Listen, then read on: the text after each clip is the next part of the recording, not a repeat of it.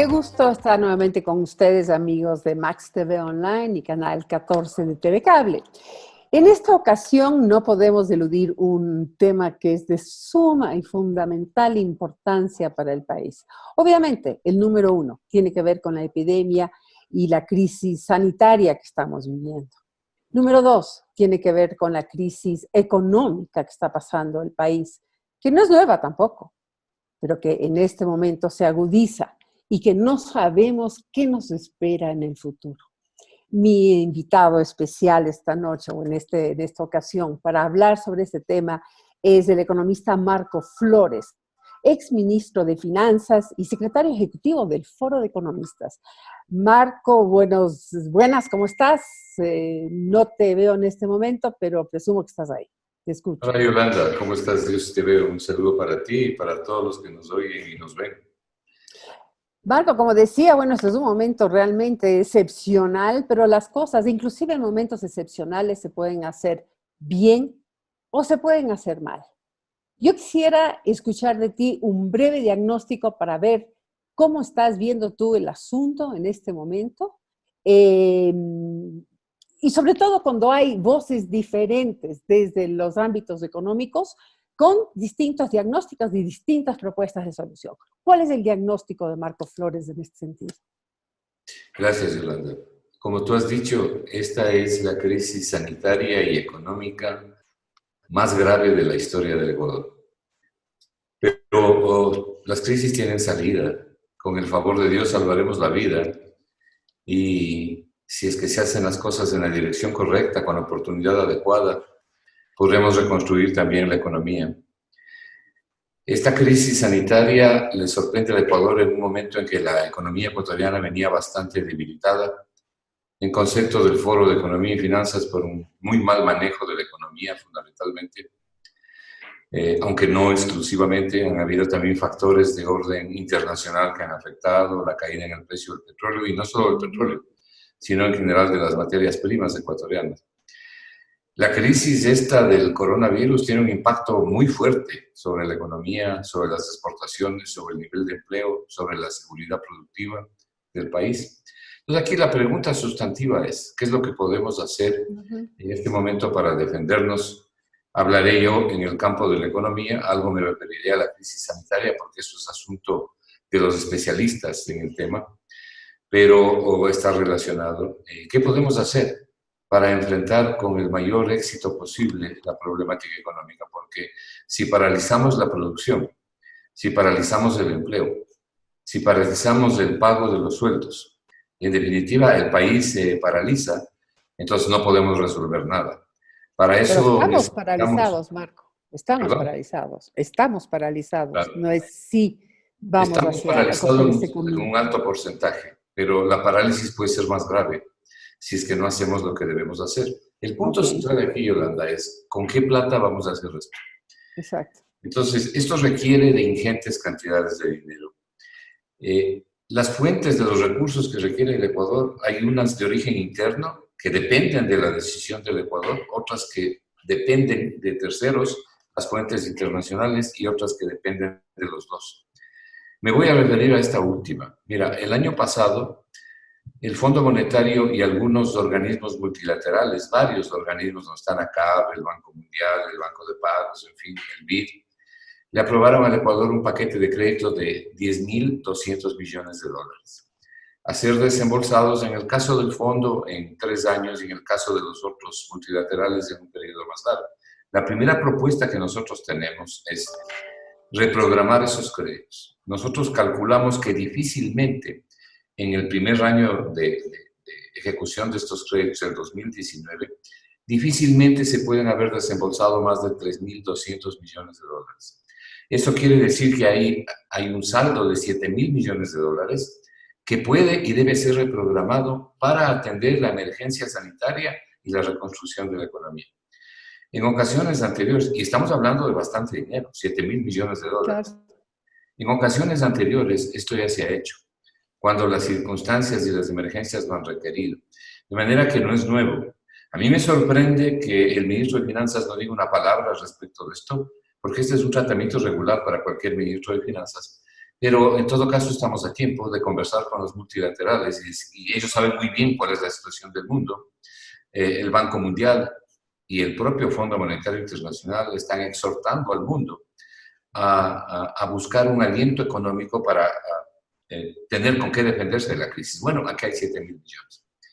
Una segunda fuente de financiamiento. 7.000 millones que estarían listas para ser como recursos, digamos, Claro, que los entren al país. créditos ¿Cuándo? ¿Pero cuándo? ¿Cuándo podrían inmediato. entrar? Los De forma créditos, inmediata. tan pronto los organismos que están involucrados en esto, como digo, el BID, el Banco Mundial, el Sí, Fondo sí, sí, Monetario, claro. que den el visto bueno, que no vemos ningún obstáculo en el Foro de Economía para que den ese visto bueno, con mayor razón en una situación de tragedia tan grave como la que te decía, ya en el pasado este es un recurso que ha utilizado el Ecuador con mucho éxito. De manera que más bien nosotros vemos esto rápido. ¿Por qué? Porque los créditos están aprobados. Lo único que hay que hacer, si tú ibas a construir un puente con uno de estos créditos, tienes que dejar de construir el puente y salvar la vida de la gente y reconstruir la economía. Después veremos el Claro, puente. Te pongo un ejemplo. claro. De manera que ahí hay 7.000 millones de dólares, que sería para constituir exclusivamente un fondo de emergencia nacional para atender la crisis sanitaria, o sea, la salud de los ecuatorianos y la gente que reside en el Ecuador, y para reconstruir la economía. La plata no se gasta de un día para otro, de manera que puede ser una línea de crédito que se va usando conforme los requerimientos y las necesidades. Si algo le hace falta en este momento al Ecuador, es dinero para poder afrontar semejante tragedia. Esta es una de las fuentes, Iván. Pero hay otra fuente en la que nosotros hemos insistido desde hace tiempo atrás. Desde hace tiempo atrás nosotros veníamos venir la suspensión de pagos del Ecuador, de su deuda pública externa. De la deuda pública, claro que sí. Y lo hemos venido anunciando reiteradamente. No, bueno, hemos llegado al punto en que no podemos más. Mira, el día de ayer y hoy en la mañana, Argentina declaró ya el no pago de su deuda. Y es obvio, ya no podemos más, no tenemos con qué pagar. No es que no queremos pagar, es que no tenemos con qué pagar. Y tenemos que todos los... Sin embargo, seguimos pagando, porque recientemente pagamos 300 y pico de millones de dólares a los bonos 2020. Alguna vez, yo creo que más temprano que tarde y un nuevo gobierno, ese pago infame será analizado. Porque se hizo en medio de la crisis y además se le mintió al país diciéndole que las razones del pago radicaban en que no se suspendan unos nuevos créditos y unos nuevos Y desembolsos. ustedes ya habían advertido sobre este no pago de la deuda externa o un diferimiento de todas maneras. Un pago selectivo, ¿verdad? porque no Un toda pago la selectivo, exactamente. claro, no toda Entonces, la deuda tiene que suspenderse. Por ejemplo, sería un absurdo suspender los créditos de los pagos a los multilaterales, porque te prestan plata claro. a 20 años plazo y te cobran el 3% de interés. Eso no tiene sentido. Pero tenemos 20.000 millones de dólares emitidos en bonos, lo que se conoce como los bonos globales o los bonos soberanos, que están en manos de tenedores privados, acreedores privados. Ojo, esto es muy importante. Son acreedores privados, no son multilaterales, ¿no? Ni son organismos oficiales. Nada tienen que ver con ellos. Estos 20.000 millones, el Ecuador está pagando un promedio de 9 a 9,5% en promedio de interés, mientras el resto de países paga el 3, el 3,5%. Nosotros pagamos el doble o el triple. Solo el pago de los intereses anualmente le representa al Ecuador 2.000 millones de dólares, de manera que podríamos tener en el primer año 2.000 millones de dólares para dedicarlo a la vida de la gente y a la reconstrucción de la economía. Y a ver, luego, Marco, ¿por qué el gobierno se ve urgido a hacer un pago de estos en un momento en donde es entendible que no lo haga? Es más, está siendo pedido por los propios multilaterales de que se cuide el tipo de deuda que están pagando los países y que atiendan sus emergencias. es ¿Cuál es la urgencia? impresentable, inadmisible, sospechoso. Este es un pago realmente, como dije hace un momento, infame. Este es un pago infame porque se ha ido sobre la vida de la gente. El Ecuador podría haber tenido ubicado en la cuenta 325 millones de dólares, más unos 40 millones que corresponden a los intereses en este mes de esos bonos. Podríamos tener tranquilamente alrededor de 400 millones para ser utilizados en la salud de las familias que viven en el Ecuador y en la reconstrucción de la economía. Pero Marco, hacemos una pequeña pausa y retornamos enseguida para saber Sobre todo, cómo mantener el aparato productivo nacional sin que vaya a la bancarrota, ¿verdad? Y cómo podemos mantener los salarios de las Y la personas dolarización. de forma vigente. Y la dolarización, esa es la pregunta del millón. ¿Cómo Enseguida no? volvemos.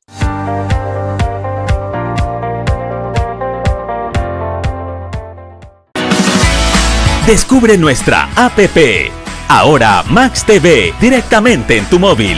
¡Ey! ¿Qué esperas? Bájate la aplicación Max TV Online y podrás disfrutar de toda nuestra programación. Descarga APP Max TV Online. Cada semana, Rocío Cedeño nos trae el aporte apropiado con los profesionales acertados para plantearnos las soluciones a esos problemas que preocupan a nuestra comunidad.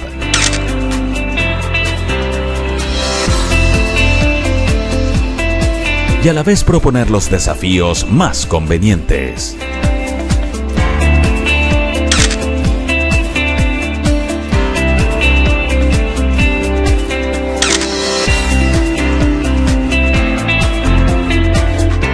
Desafíos y soluciones, todos los lunes a las 10 de la mañana por Max TV, www.maxtvonline.com. Los espero, queridos amigos.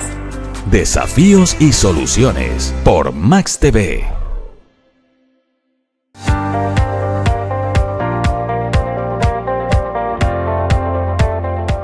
Muy bien, estamos de regreso y qué gusto tenerte, Marco, al otro lado de la pantalla. Estábamos hablando cómo podemos prevenir que todo el aparato productivo caiga en una bancarrota, que realmente el problema sea insostenible. ¿Cómo mantener los salarios, los sueldos de las personas? Para todo eso necesitamos el dinero del cual estábamos hablando hace un momento y otras fuentes de recursos que deben ingresar también a ese fondo porque sí podemos utilizar algunos otros recursos adicionales. Mira, en este momento es imperativo ayudar a las familias que viven, como se dice en el Ecuador, del día a día, de los ingresos diarios. Esos son por lo menos 2 millones de ecuatorianos, por lo menos, y probablemente más. Entonces hay que ayudar a esas unidades familiares no solamente en el cuidado de su salud, sino en el abastecimiento de comida. De manera que se requieren ingentes cantidades de recursos y la colaboración de todos, el gobierno, los privados, de todos los que podamos.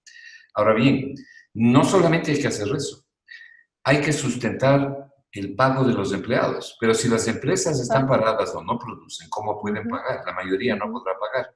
Es entonces cuando entra el gobierno, entre las varias cosas que tiene que hacer el gobierno, tiene que entrar a garantizar el pago de la nómina. ¿Cómo puede hacer eso? Por ejemplo, abriendo líneas de crédito en los bancos privados para las empresas en dificultades, pero líneas de crédito garantizadas por el gobierno. ¿Y a qué interés? Para que los bancos, a un interés mínimo, casi inexistente. Claro. ¿No? Además, el interés lo tiene que pagar el gobierno. Lo tiene que pagar el gobierno. No pueden pagar las personas que están en la quiebra y jugándose en trance de vida o muerte. A un interés mínimo razonable que cubra los costos de los bancos. Tampoco hay que sobrecargarle al sistema financiero. Hay una serie de exigencias que se están haciendo. Algunas son procedentes, otras no. Porque lo peor que nos puede pasar es que le afectemos al sistema financiero, en cuyo caso tenemos un problema mayor.